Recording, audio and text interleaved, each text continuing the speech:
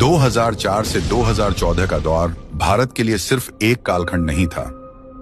ये वो समय था जब हर दूसरे महीने बम धमाकों की गूंज से निर्दोष भारतीयों की लाशें बिछती थीं। रिपोर्ट के अनुसार इन 10 सालों में 8000 से ज्यादा नागरिक इन हमलों में मारे गए।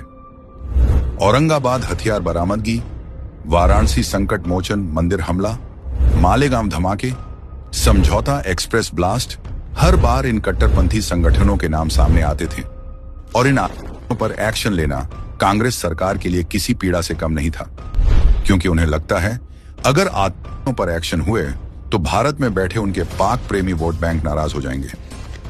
यही वजह है कि कांग्रेस ने भारतीय राजनीति का सबसे घिनौना अध्याय लिखा और वो था भगवा आतंक। ये पूरी साजिश उस सबसे पुरानी सभ्यता को निशाना बनाने की थी जो सर्वे भवन्तु सुखिनः के सिद्धांत पर चलती है।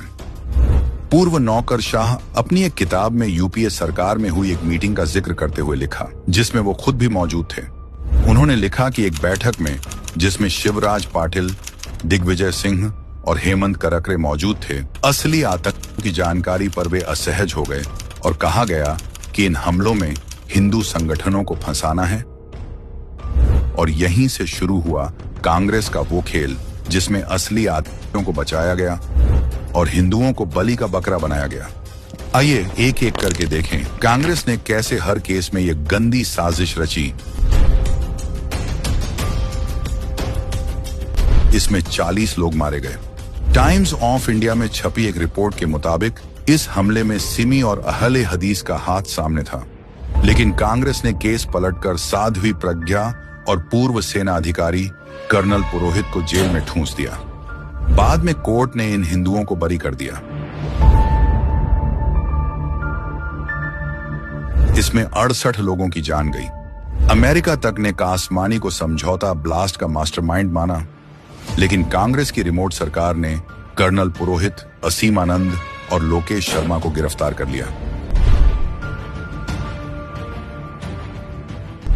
इसका मास्टरमाइंड मोहम्मद शाहिद बिलाल था जो इनसे जुड़ा था।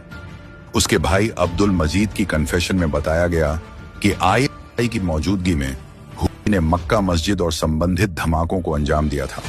बावजूद पता नहीं कौन सी मजबूरी में यूपीए सरकार ने इस केस का ठीकरा भी असीमानंद और 4 अन्य हिंदू संगठन के सदस्यों पर फोड़ दिया और झूठे केस में फंसाया गया।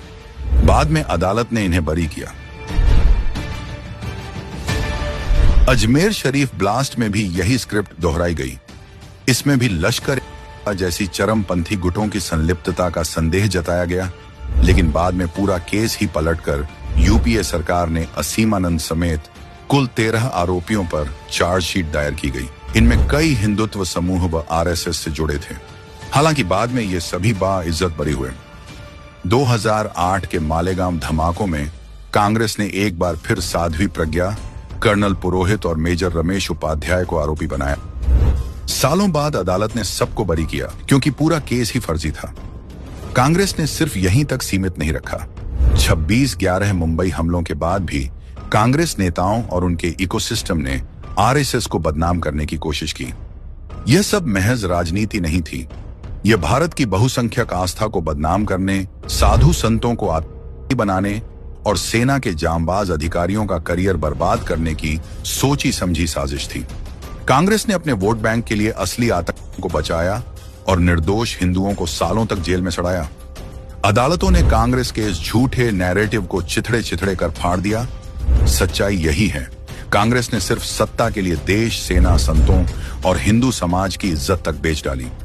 यह भारत के खिलाफ किया गया सबसे बड़ा राजनीतिक अपराध था।